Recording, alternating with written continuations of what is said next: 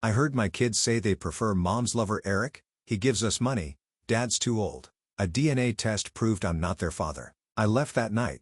4 years later, I returned. With legal papers for revenge.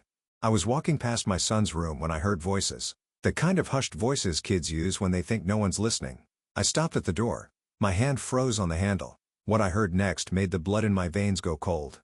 "I wish Erik would stay with us forever," my youngest, Tyler, said. "Our dad isn't someone we can rely on anymore. He's old." Then came the crushing part. My daughter, Emily, only 10, replied, "Yeah.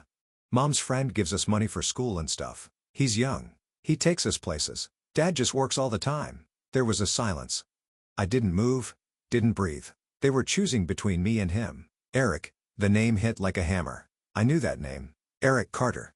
Her old college friend. The one she always mentioned with that weird smile. The one who sent our kids birthday presents even though he lived in Seattle. The one who came to our barbecue last summer and stayed too long, drinking my whiskey and laughing too loud with my wife. She said he was just visiting.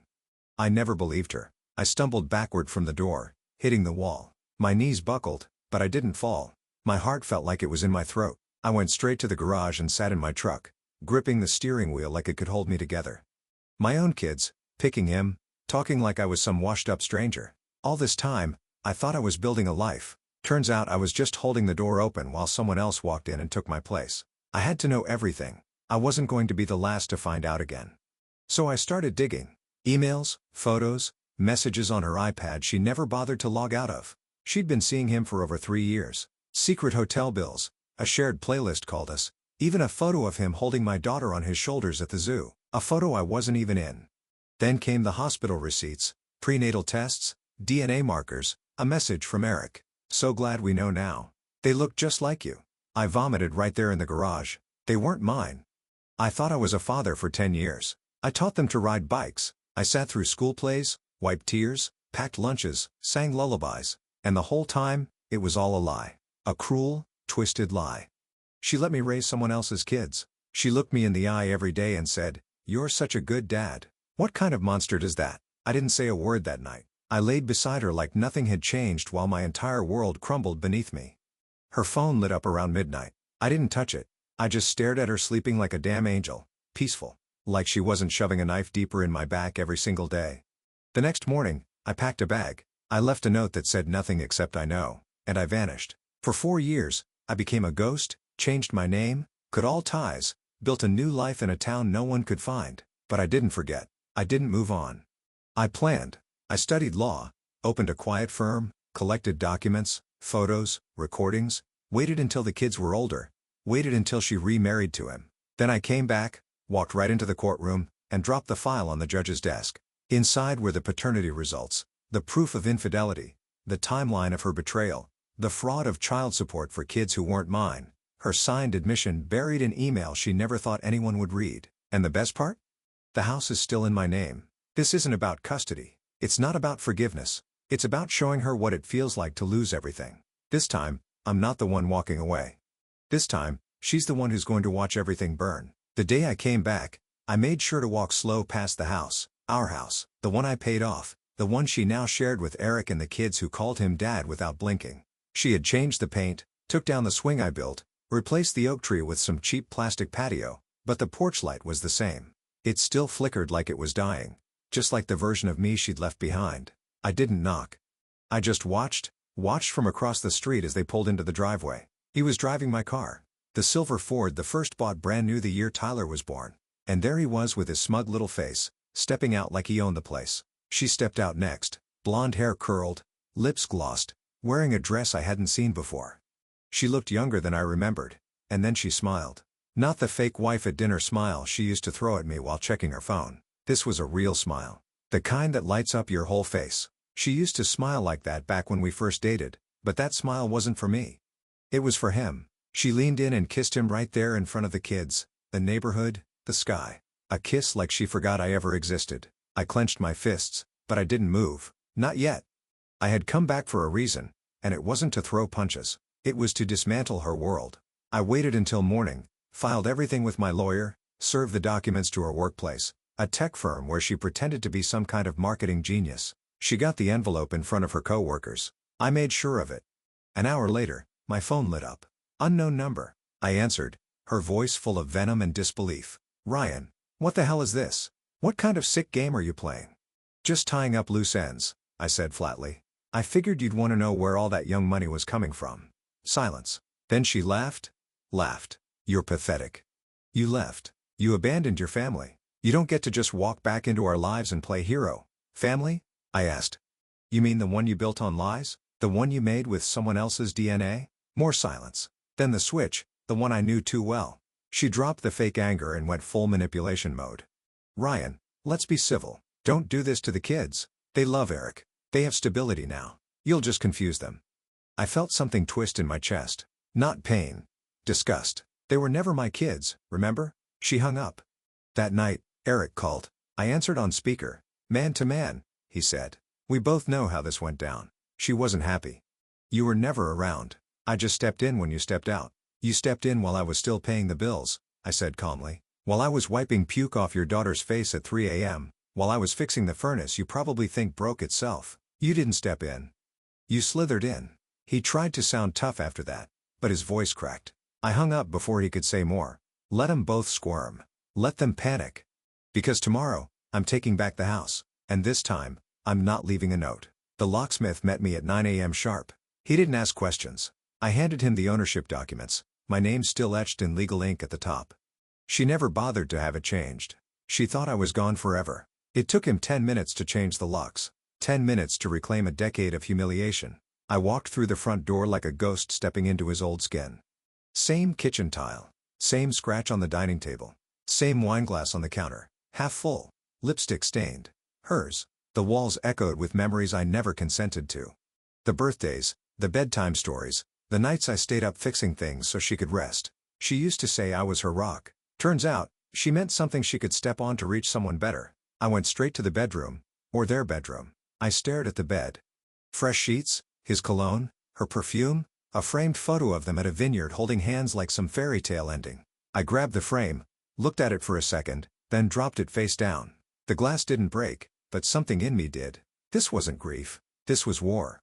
By noon, she was banging on the door like a wild animal. Ryan, open this door. What the hell are you doing in my house? I opened it slow, calm, like I wasn't shaking from head to toe, like I hadn't rehearsed this moment 1,000 times.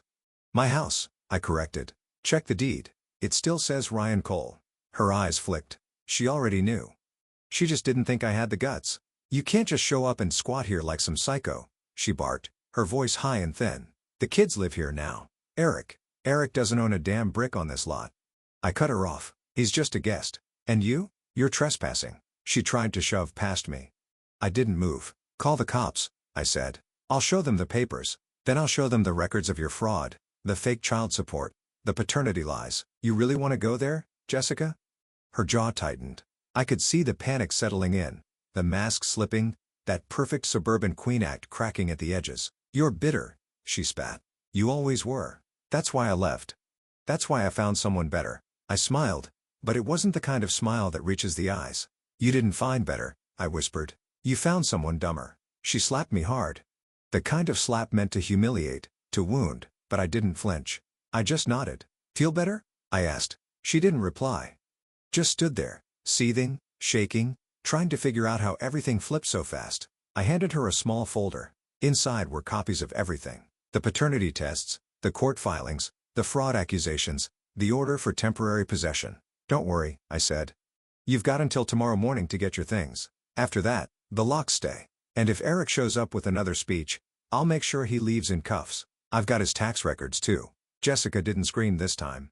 She just stared. For the first time, she realized she wasn't the one in control. I shut the door slowly, deliberately. Let her stand on the porch like I once stood in that garage, lost and betrayed. You built this lie, Jessica. Now drown in it.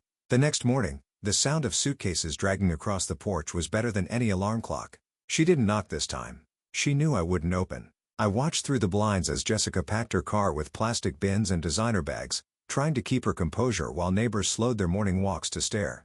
She was wearing her power outfit, that tailored beige coat and sunglasses she always used when she needed to pretend she was still in control. But her shoulders were slumped, her jaw clenched tight, and Erik was nowhere in sight.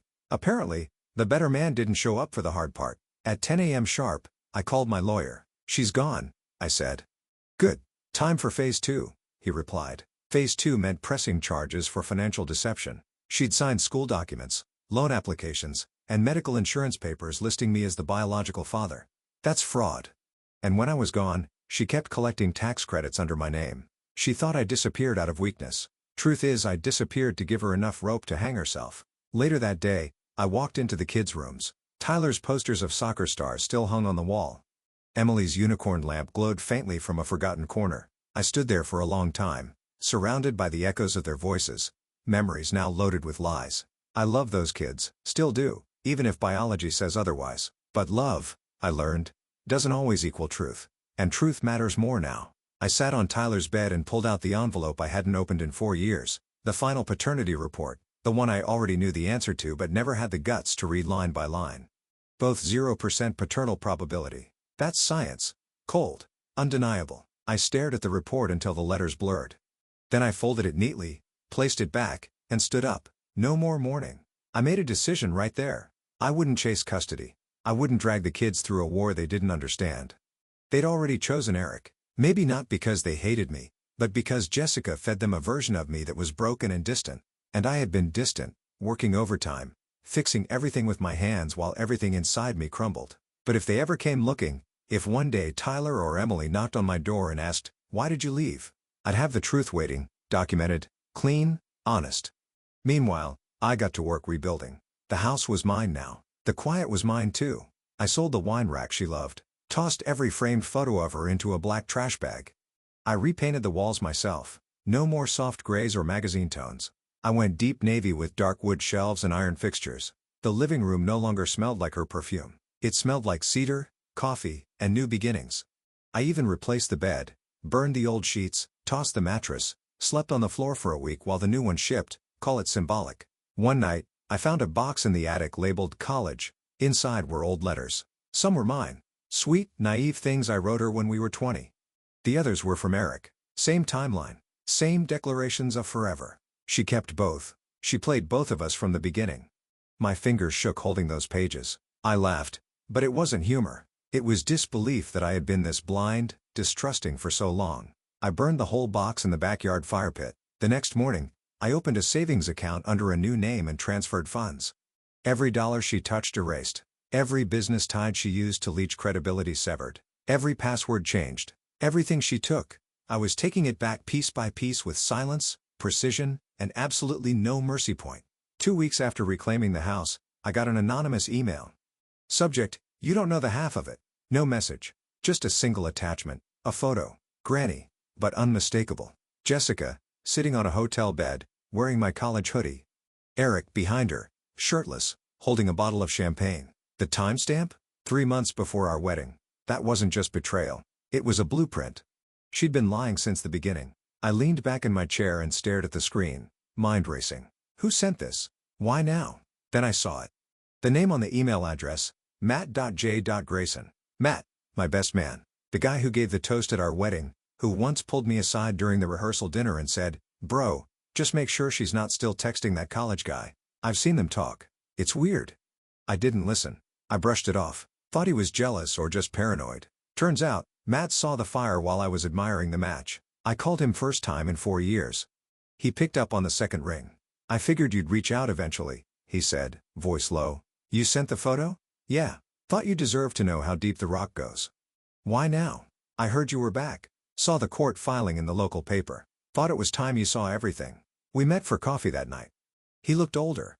Little more gray, little less fire, but still Matt. Still the guy who never sugarcoated anything. "I tried to warn you," he said, sipping black coffee like it was whiskey. "She was always slippery, always flirty with other guys, always playing two sides. And Erik, he never really left, not after college. You know that whole just friends thing? I caught them in a car once junior year. She swore it was nothing." "You believed her?" "Yeah. I did. That was my specialty, believing her." "Why didn't you tell me everything then?" He sighed. "Because you were already gone. You looked at her like she was the sunrise, and I was just some cloud trying to ruin your view." He wasn't wrong. I chose Jessica over everyone, family, friends, logic. She built her empire of lies on the bodies of everyone who tried to tell me the truth. I left that coffee shop with something new inside me. Not rage, not sadness, clarity. This wasn't just about revenge anymore. It was about reclaiming every piece of myself she tried to rewrite. That night, I started writing. Not texts, not emails, letters. One for Tyler, one for Emily. Each one explained the truth, not to poison them against her, but to free them. So that one day, when they're old enough to question the fairy tale, they'll have a map, and maybe then, they'll come find a man who really loved them. I locked the letters away in a drawer. I wasn't done yet. I still had to finish what I started. The financial audit was almost complete. The private investigator had more on Erik than I thought possible: tax evasion, falsified income, even a hush-hush complaint from a former intern. I smiled for the first time in days. You see, Jessica thought she'd traded me for a fantasy. A younger man, flashier, richer, smoother. But fantasy doesn't hold up under pressure, and I was done playing the fool. Next stop? Court. Not to fight for the kids, not for money, but to bring everything into the light where lies rot and the truth finally breathes. The courtroom wasn't packed. Just a few reporters, some gray-faced clerks, and Jessica sitting beside Erik like he was her human shield. She didn't look like the woman who used to steal my breath when she walked into a room. She looked like someone trying hard to hold the seams together. Erik, on the other hand, had that fake confidence slicked across his face, the kind that only cracks when pressure hits. His suit was too tight, his tie too loose. I could see his leg bouncing under the table. Guilty people always fidget. My lawyer stood calm and clean-cut like a man with nothing to prove, just evidence to deliver. Your Honor, he began, voice even. We're not here to argue opinions. We're here to untangle facts, and those facts point to a decade of fraud, deception, and financial manipulation. He laid it out piece by piece. The falsified paternity paperwork, the child support she collected under false pretenses, the school forms that bore my name next to children who weren't biologically mine, the mortgage still in my name while she played house with another man. I didn't look at Jessica. I didn't need to. I could feel her burning beside me. But the part that cracked the silence like a whip, the hidden bank account. My lawyer clicked the remote. The screen behind the judge lit up with transaction histories. Thousands of dollars funneled out over the years, small amounts hidden as expenses, school needs, family gifts, all rerouted into an account Jessica opened 2 states away. Was that for the kids? The judge asked. Jessica opened her mouth, but Erik cut in. It was my money. I gave it to her. For them. The judge raised an eyebrow. So you admit you've been financially supporting children listed under another man's name while also profiting from shared assets in a home you did not legally own? That was it. The shift. The beginning of the end. My lawyer stood again. We're requesting full ownership transfer of the home, legal action for financial restitution, and a public record of the fraudulent child support filings. Additionally, we are submitting a sealed letter to be held until the minors reach adulthood detailing the nature of the paternity findings so that when the time comes, they'll hear the truth from a court, not gossip. Jessica finally spoke. This is vindictive. He left. He abandoned us. He's trying to destroy my life because I moved on. I looked up. Destroy your life? I asked. Jessica, you forged mine. She scoffed. I gave you a family. No, you gave me a lie and called it love. Erik stood about to speak, but my lawyer interrupted with the final nail. Before Mr. Carter attempts to testify, I'd like to enter this into the record. He held up a sealed manila envelope. Inside are screenshots of threatening messages sent to Mr. Cole's phone from Mr. Carter, alongside proof of tax fraud and a complaint filed by a former employee accusing Mr. Carter of workplace misconduct. Erik's face drained of color. The judge banged the gavel once. Court will reconvene in 1 week for final judgment. In the meantime, both parties are instructed not to contact each other. Any violation will result in criminal charges. Outside, the sun was blinding. I stood on the steps while Jessica and Erik disappeared around the corner like shadows fading from a stage. It wasn't over yet, but for the first time in years, I wasn't the one being played. This time, I was writing the script. The day before the final court judgment, Jessica tried to call me 6 times. I let each one ring until it stopped. Then she switched tactics, texted from a number I didn't recognize. The message was short. Please just meet me. 1 hour. Same coffee shop. I almost deleted it. Almost. But curiosity is a funny disease, especially when it's tangled with 10 years of betrayal. So I went. She was already there when I arrived, sitting in the far corner, wrapped in a coat that probably cost more than my old truck. Her hair was messy in that deliberate way, and she looked tired. Not like a woman who'd been crying, but one who finally realized no amount of makeup can mask rot. She didn't smile when I sat down. That fake confidence she always wore like perfume gone. I didn't ask you here to fight, she said, voice low. I said nothing. She sighed. Look, I messed up. We both know that. But Erik, he's not the monster you think he is. He just wanted to. I raised my hand. Don't defend him to me. Not after everything.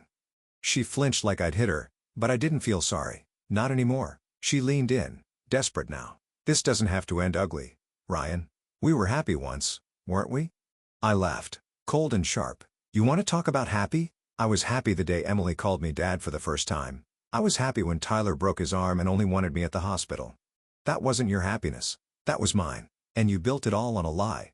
Her eyes glistened, but still no tears fell. That was Jessica. Always just close enough to guilt, never close enough to redemption. I didn't know how to stop once it started, she whispered. It was supposed to be nothing, just reconnecting. And then, I got pregnant. I panicked. You were so steady, so good. I thought maybe it wouldn't matter. You thought I'd never know. She didn't deny it. I stayed. I continued, voice tight. Through all of it, through your late nights, your fake smiles, the way you looked at your phone more than you looked at me. I stayed, and you let me raise 2 kids that weren't mine like I was their backup plan. Jessica reached into her purse and pulled out a small envelope. It's not much, just some of the money left. I've been setting it aside in case this ever happened, if it helps. I didn't touch it. Keep it, I said. You'll need it more than I will. She looked at me then. Really looked. And for a second, I saw the woman I once loved, or maybe the illusion I thought she was. You hate me, she whispered. No, I replied. I just don't believe in you anymore. I stood up and left her sitting there, envelope in hand, past catching up to her like a tide she couldn't outrun. The next morning, court was brief. The judgment was final. Full ownership of the house granted to me. All child support payments made over the last 10 years to be reimbursed. Jessica and Erik, under formal investigation for tax fraud. My name cleared. Outside, the world felt louder, brighter. As I walked to my car, I saw Erik across the parking lot. He was standing next to a black sedan, phone pressed his ear, jaw clenched so tight I thought he'd crack a tooth. Our eyes met. He looked away first, and just like that, I knew something he didn't. This wasn't the end. This was the beginning of her end. And my beginning, finally, of living without the weight of someone else's deception on my back. It's been 6 months since the final gavel dropped. The house is quiet now, but it's a good kind of quiet. Not the hollow silence I used to drown in when Jessica would vanish for yoga weekends that ended with new lingerie and a locked phone. No, this silence is earned. It's peace. It's mine. I ripped out the master bathroom, gutted the kitchen, painted the hallways. Every corner of this place has my sweat in it now. Not to erase the past, but to reclaim the wall she used to smile against like a queen in a castle she didn't deserve. I rebuilt the backyard deck myself. Took me 4 weekends and half a bottle of bourbon. But the first time I sat on it, under a clean sky, coffee in one hand, plans in the other, I didn't feel broken. I felt solid. I never heard from Jessica again. The tax fraud investigation steamrolled their finances. Erik lost his job. Jessica tried to open a new marketing firm but couldn't get a single client. Word spreads fast when court transcripts go public, especially when they include emails labeled, "Let's keep Ryan in the dark." Poetic justice. The kids, they're still with her, and that's fine. I wrote them one more letter. Sealed it. No return address. Just the truth. I left it with my attorney with a single instruction. Give this to them when they're old enough to ask questions, not before. It's not vengeance. It's clarity. They deserve it. I'll always love them, even if I was just the man in the background of their real father's mess. Some nights, I dream about them calling me dad again, but dreams are fragile things. I don't chase them anymore. I chase discipline, purpose, freedom. I joined a boxing gym, started waking up at 5. I lift. I run. I breathe deeper now. My reflection no longer looks like a man trying to remember who he used to be. And the business? Thriving. I partnered with a veteran buddy from my college days. Ironic, since Jessica once called him crude and directionless. He just bought a second house in Miami. Turns out the people she thought were beneath her are the ones still rising. And Erik? Last I heard, he moved back in with his parents. One of the neighbors told me Jessica tried to pawn off her jewelry to cover a lawsuit from a former employee of Erik's. Guess charm only lasts until the bills come in. Let her scramble. Let her scheme. That's her world now. Paper thin and always one match away from ashes. As for me, I'm not bitter. You expect me to say I am, that I wake up angry, that I want revenge, or some big Hollywood confrontation where she sobs and begs, and I walk away like a hero. But no, I just want a clean start, and I took it with my own damn hands. I didn't need closure. I built my own door and walked through it. If there's anything I've learned, it's this. Don't wait for the truth to reveal itself. Dig. Pull the thread.